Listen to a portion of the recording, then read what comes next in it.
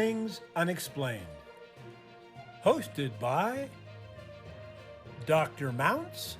Let's face it, we were always ready to roll without him anyway. CJ Derringer. Ain't nobody perfect, right? And Smitty Neves. I've never planned out hardly anything my whole life. I just freeball. Featuring Cajun Man. I'm just old nobody, somebody looking for somebody.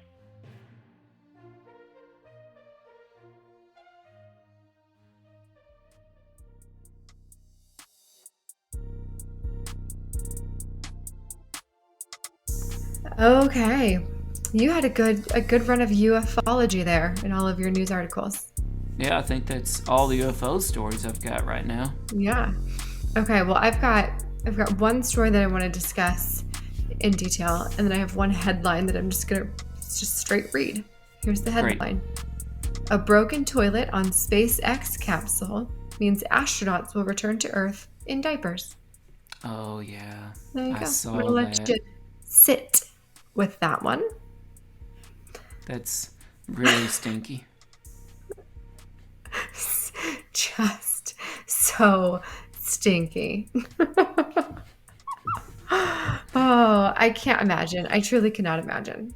And who's the actor supposedly going up into space? Oh, I don't know. William now, these people are Shatner's already going. in space. These people, William Shatner already went. He's done. He went. But these people are at the International Space Station right now. They're going to return on Monday, so long as the weather is okay. But they're going to be in the capsule for 20 hours. So for 20 hours without use of a restroom. Count me Diaper out. time. Diaper time. I'm out. Like, there is nothing that I can think of that is a bigger contrast than being an astronaut. It's like glorified, right? Like, you are at the peak of success in life, and then you're in a diaper. Oh, I know. Listener George Winters says, I can't believe they thought to take diapers with them. Clearly, they anticipated some potty trouble. And I remembered who else is going. Yeah, well, something has happened Michael before. Strahan is going. Really? Yes. But I still say very debatable whether it should be defined as space or not. Because I would argue if Michael Strahan goes into actual space, Michael Strahan ain't coming back. That's what I say. So whose craft is he going on? I'm not really sure. Maybe a NASA craft. I'm not really sure. Oh. Okay. I see that. Michael Strahan. What doesn't he do? He does everything. That man. Maybe he might pilot them back, but I still say he does it all with a smile. They're going to very extremely far out there Earth orbit. That is most of them are. Position. Yeah. Right. And so is it fair to call that space? The final frontier. Is that really the final frontier? All I know is it's a whole lot more than I will probably ever do in my lifetime. Do we really think Klingons are going to knock on the door and say hello, in our, atmosphere out there? I mean, come on. Yeah. Probably not. At least give me a 2001 A Space Odyssey moment. Give me Michael Strahan going to hop around the hull of the ship to repair a broken satellite as they are bridging their way to the surface of Mars to investigate the mysterious monolith that has popped up, okay? I'm not sure that you're going to get that in his 20-minute ride around the Earth, but we'll keep dreaming. Yeah. Maybe he'll get a chance to go back. Michael Strahan's experience in diapers is just not, that's... Sorry. This is not space news. Extra large diaper. An extra large diaper for Michael Strahan. Can you imagine? Moving along here. Moving along. Okay, so this is my last story. Oh, okay. And this one's really important to me. Oh. Hold on, let me get solemn here. Yes, so let's get serious. So, many years ago, my father-in-law gave me a Christmas gift. and it was an Ancestry DNA kit. And I said, oh, heck no. I just thought there's no way. No way. I am not going to spit into this tube and send it off to who knows where so that it can be analyzed by who knows who so that they can then clone me and make some sort of human on the island who they're going to kill and take their organs to give to whoever needs it. No, not happening. Okay. People thought I was crazy. People thought I was insane, that I was just a conspiracy theorist out of my mind. Come on, don't you want to find out what your heritage is, what your roots are, if you're related to anybody that was like super cool or like maybe a mass murderer or something? No, I didn't want to know that. I didn't want to know that. Not for the risk. Here we are, 2021. And the company 23andMe had y'all spit into test tubes and send your DNA off. Yep. Turns out those tests all part of a bigger plan. So the CEO of that company is now using all of your DNA to create drugs using the insights from all of your DNA samples. Doesn't think that should bother anybody. Her exact words. I don't think that should bother anyone that I've used all of their DNA to now start creating pharmaceuticals. Wow. So, yeah, I'm not sure if people are going to love 23andMe. I think that there were, almost 9 million people, 9 million 23andMe customers who all absentmindedly checked the box saying, sure, use my data for whatever. The old bait and switch. Now their DNA's out there, laying the groundwork for curing cancer. How awful. They tried so hard to figure out if they could. They'd never stop to think if they should.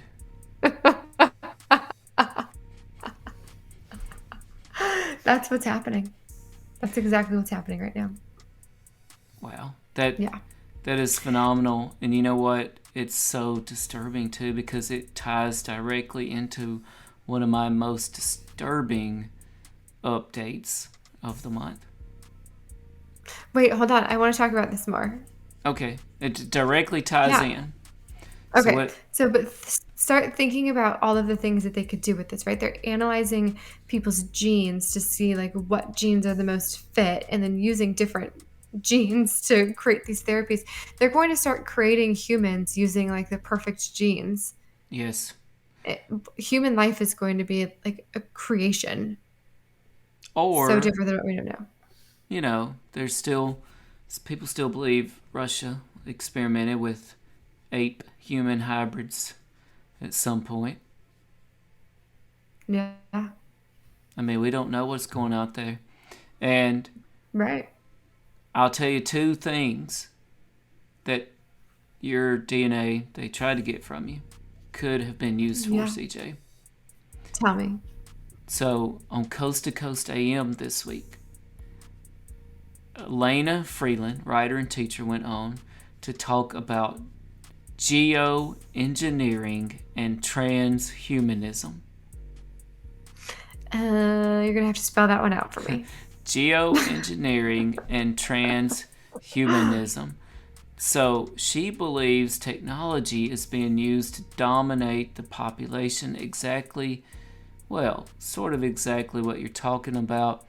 She suggested on Coast to Coast AM that chemtrail emissions contain a kind of nanotechnology and that we are undergoing an epigenetic assault through the environment on humanity. Part of the strategy behind this, she said, is to prepare us for transhumanism so that we can be converted genetically and cybernetically into another species.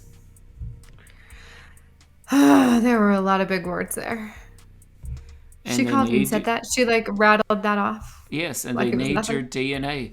And matter of fact, some people have called these new humans Human 2.0.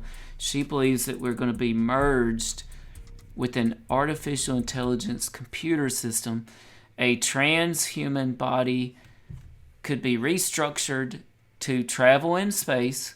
So back to Michael Strahan, going up into space, right? And that the internet will be taking place inside of us, and we will be inside the internet. The metaverse. The Matrix. You've heard about this whole Facebook. You've heard about this whole the Facebook metaverse. thing, right? The metaverse. No. What's up with the? I know they call themselves Meta, right? Is that what they call themselves? Meta? Yeah. Yeah. Did they have to they've changed purchase it to that Meta. from Meta World Peace? I wonder. Do you remember Meta World Peace? I hope so. Yes, and I hope he got a big payout for that. Surely he did. So Yeah, what's up with the metaverse? Oh, so eventually you're going to have some sort of what are they called? Like character of yourself. Tell me what that's called. Oh, When you an can make, emoji? like an emoji, a memoji, An something like avatar. that. Avatar, thank you. You'll have an avatar of yourself that interacts with other avatars on Facebook, and that will make your like facial expressions, and it will do what you're doing so that other people can understand who. Like, heaven forbid that we get together in person and we just talk, right? We have to sit at a computer, and a computer screen has to watch our faces and then create an avatar to connect with somebody else. What is wrong with everybody? Yeah. I'd like to welcome our next guest on the show, the Lawnmower Man. Lawnmower Man. The welcome. lawnmower man. Sorry, obscure movie Totally reference. obscure. I have no idea what you're talking about. So I believe Lawnmower Man starred Jeff Bridges, or was it Jeff Goldblum? Maybe both of them. Just all the best Jeffs together. And Yeah. And one of them was, and you know who else was in it? Pierce Brosnan. So Pierce Brosnan was the smart scientist dude in your neighborhood, right? And the guy that did his lawn was not that bright. I think that was Jeff Bridges. Pierce Brosnan worked in artificial intelligence, and he started inviting, this was a little creepy, Lawnmower Man over, to come in the basement and do some artificial intelligence experiments. He noticed that they were making him smarter, and Lawnmower Man just kept doing it and doing it. He was becoming exponentially smart until the point where he literally became an artificial intelligence supervillain that almost took over the world. That's right. what was the name of this movie? Lawnmower Man. Oh my gosh. So he went from simple Lawnmower Man to all-powerful, omniscient, artificial intelligence super villain. Good Be for you, careful. Jeff Bridges. Or Be- Jeff Goldblum.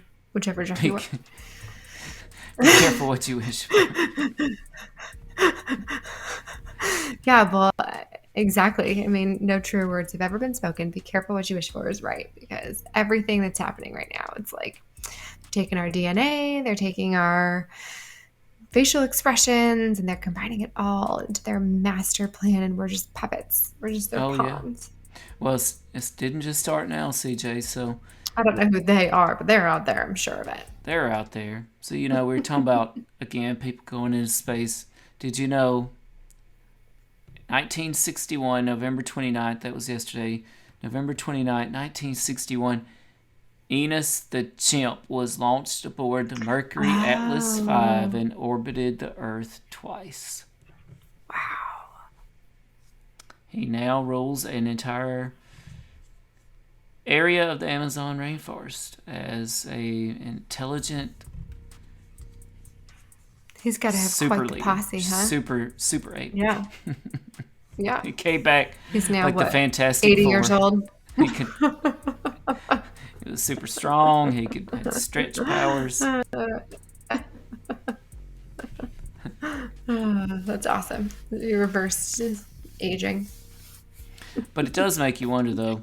So in 1961, we could manage, apparently, to get a chimp up into what we would call space, right? Although Would it orbited. we call it space? Well, that's the thing. It orbited the Earth twice. Is that space? I would say no. No, I'm sorry.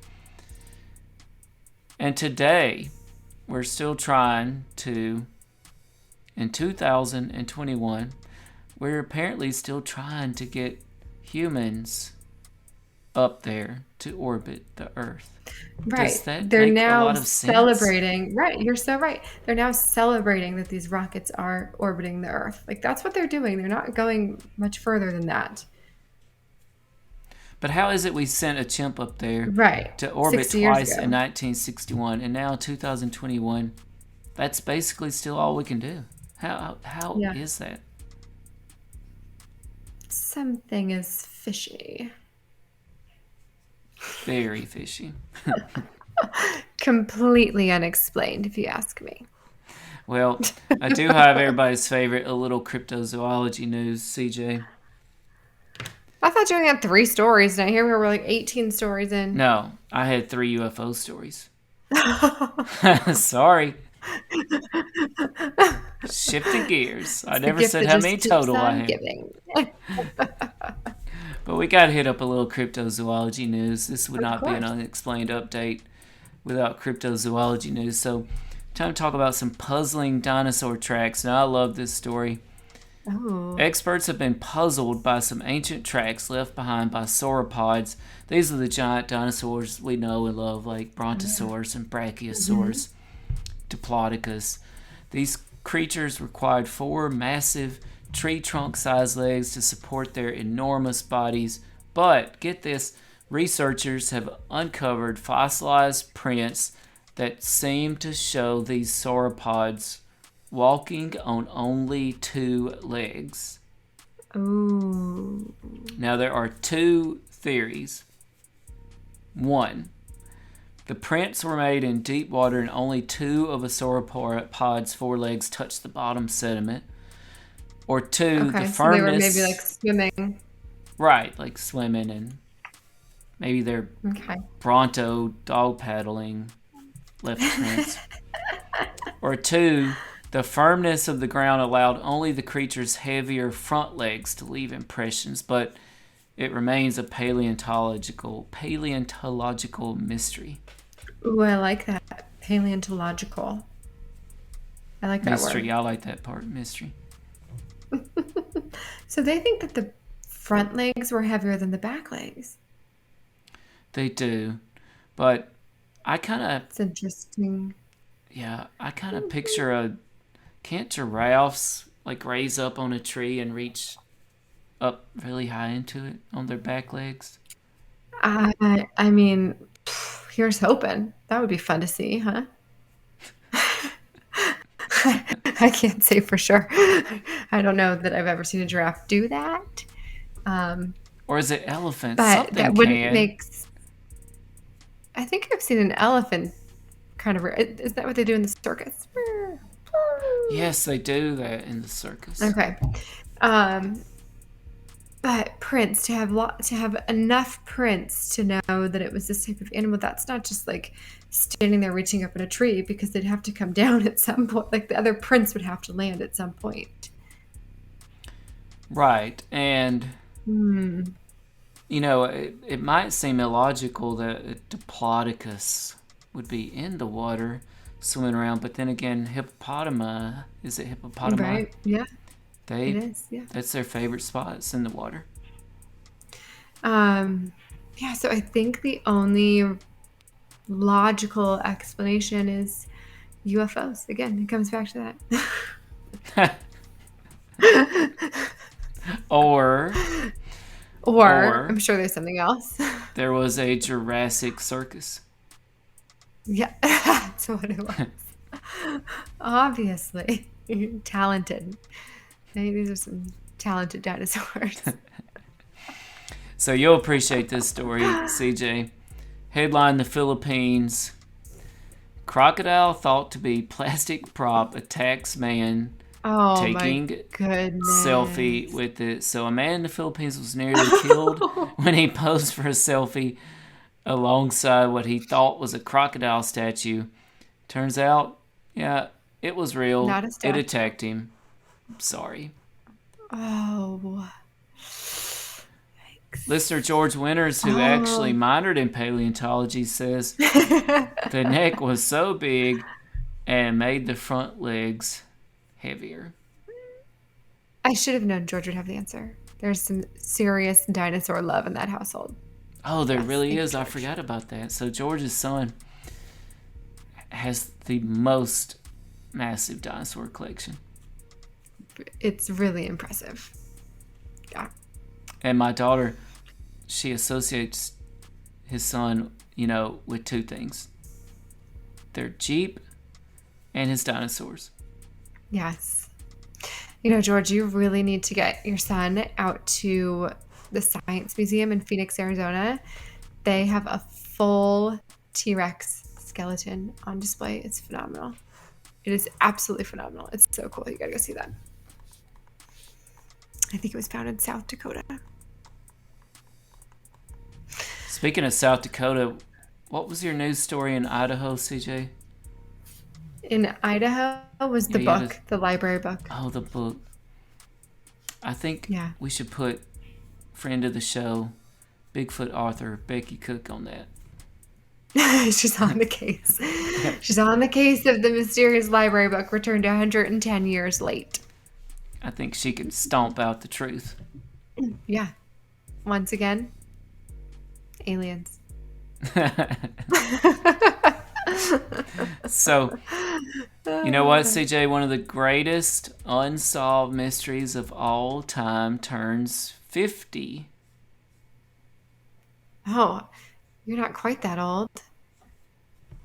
So it's got to be something else. You're right. I am not quite that old, so it's not me. But 50 years ago, a mysterious individual who later came to be known as D.B. Cooper became a part of American folklore by way of a brazen skyjacking that remains unsolved to this day. Skyjacking? Is that what you just called it? Skyjacking, right. You're familiar with D.B. Cooper, right? Sounds familiar. It sounds like one of the initial stories we talked about, but I don't remember now.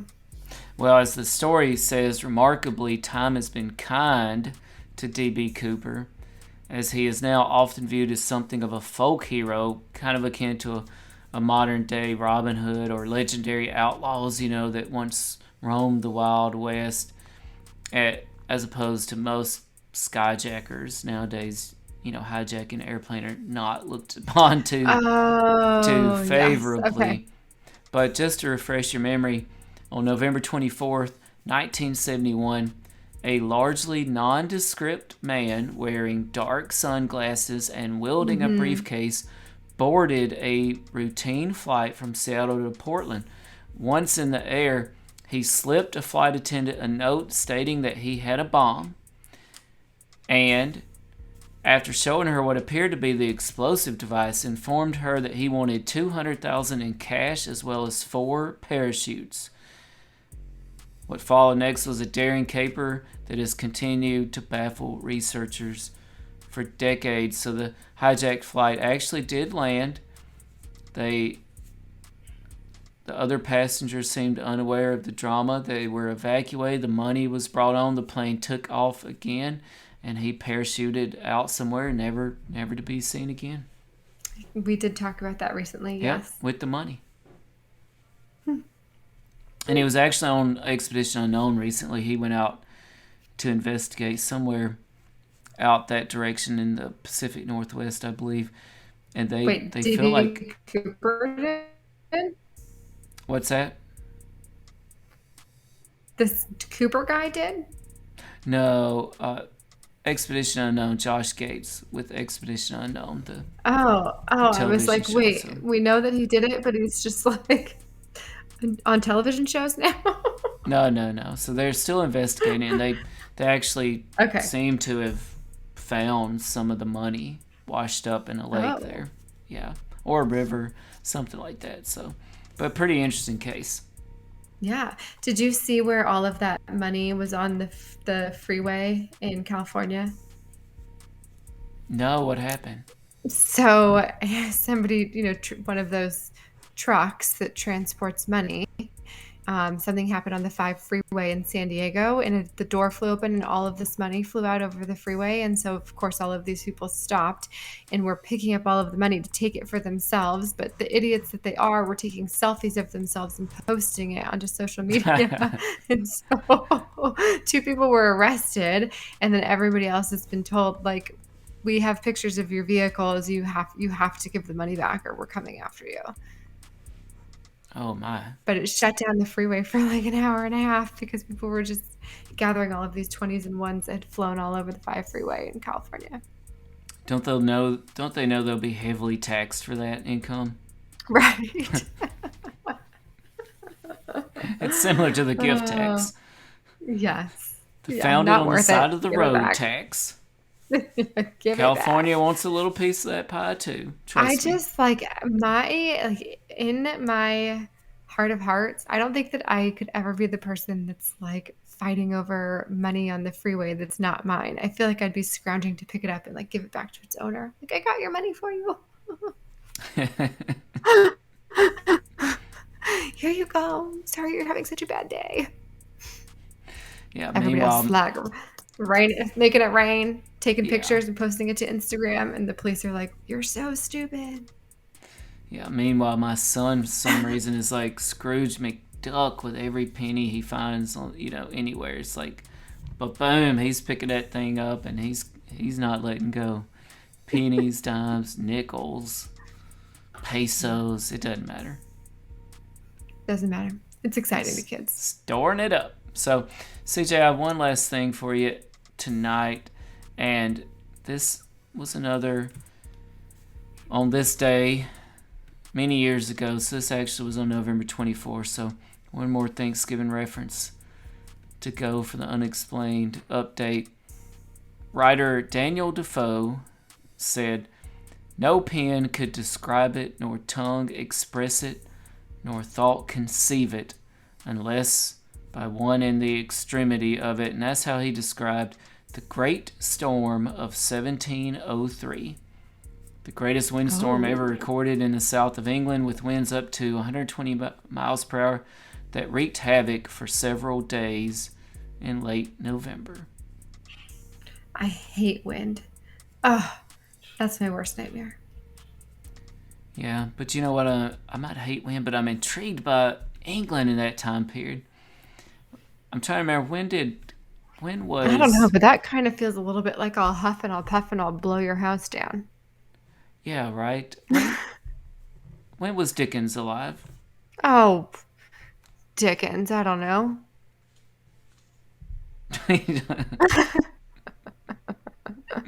I love Charles Dickens, and I love that time period of England. So Charles Dickens... a lot. Oh, wow. He wasn't born until 1812 and died in 1870, so this was 100 years before Charles Dickens. Well, it sounds like whoever was speaking of this storm was quite the writer themselves. Daniel Defoe, I feel like I've heard of him, but then again, I think that I could be confusing him with William Defoe, famous or LeFou actor from Beauty and the Beast. Oh, yeah. So have you ever seen the movie The Greatest Storm? It has Russell Crowe, I think, and he's on a British ship. Is it Russell Crowe? No. I think it's Russell Crowe. It's Kevin Costner. No, it's Russell Crowe, pretty sure. The Greatest Storm. Look it up. And I think that maybe it was this storm. I know they were on a British ship. The Perfect Storm. The Perfect Storm. Is that the one? That's it. Perfect Storm.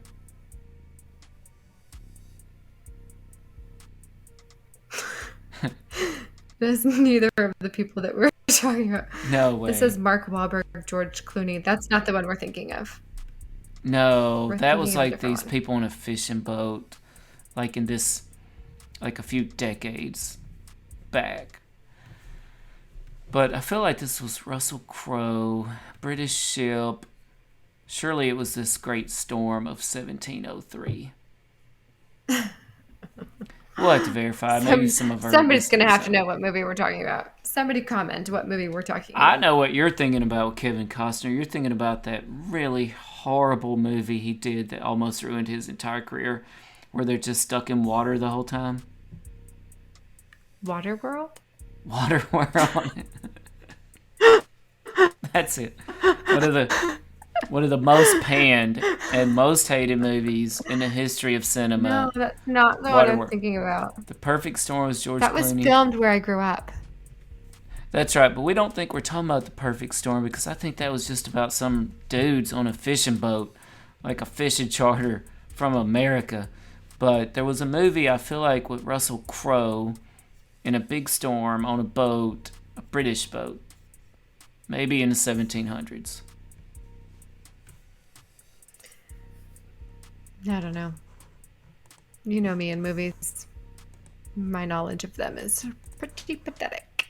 Yeah, you're not getting along But I do think with that those movies. Waterworld was filmed where I grew up. But I could be wrong about that too. Really? In Palmdale?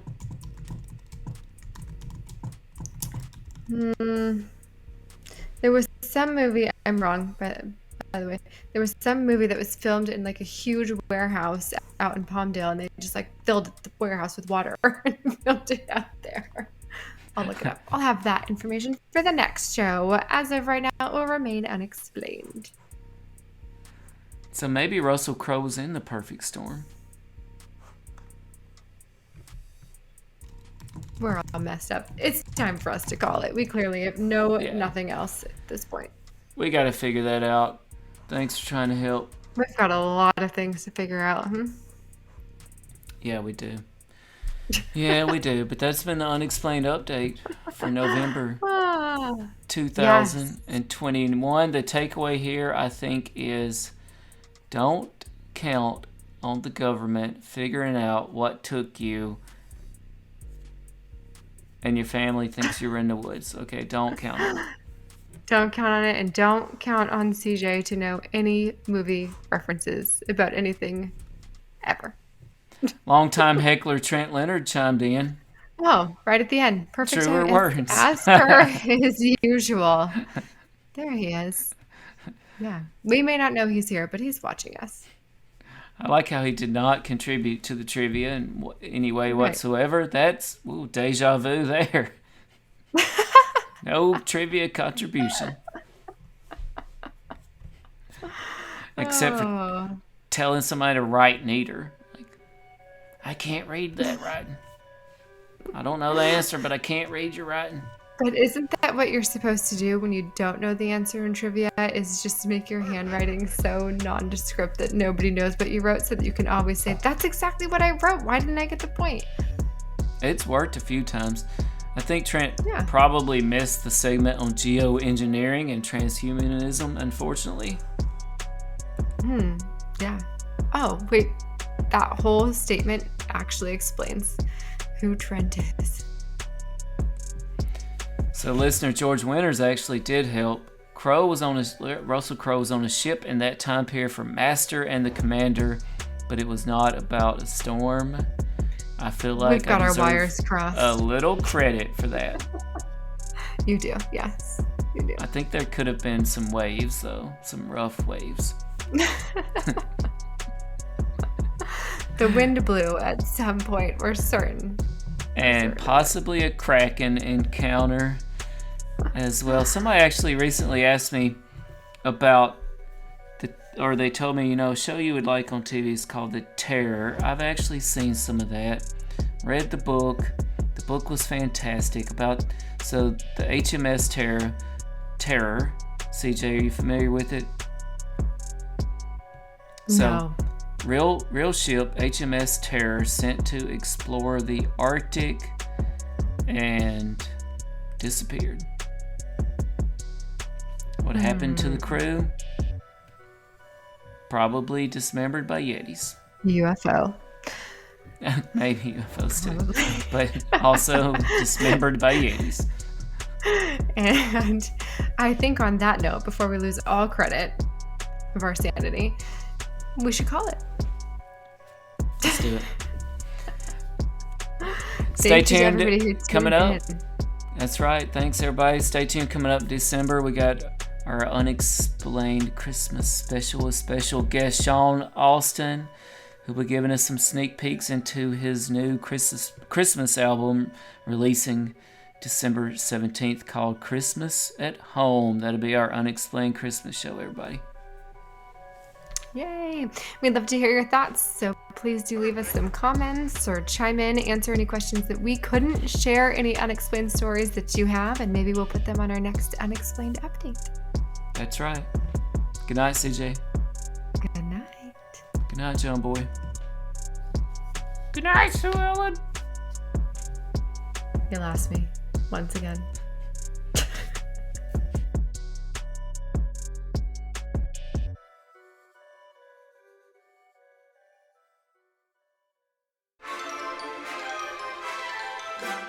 Ha! I don't think Larry's playing for you, is it? No. Ha! But probably means he's know, not playing for anybody else either. I'm gonna try Larry again. There he is. There we go. I feel like we owe it to Larry at this point. He gives so much. You've been listening to All Things Unexplained.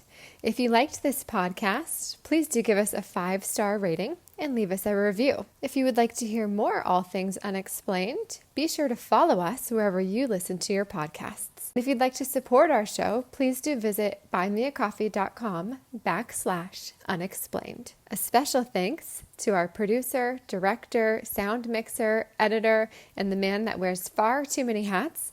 No, seriously, he has a lot of hats, Dr. Tim Mounts.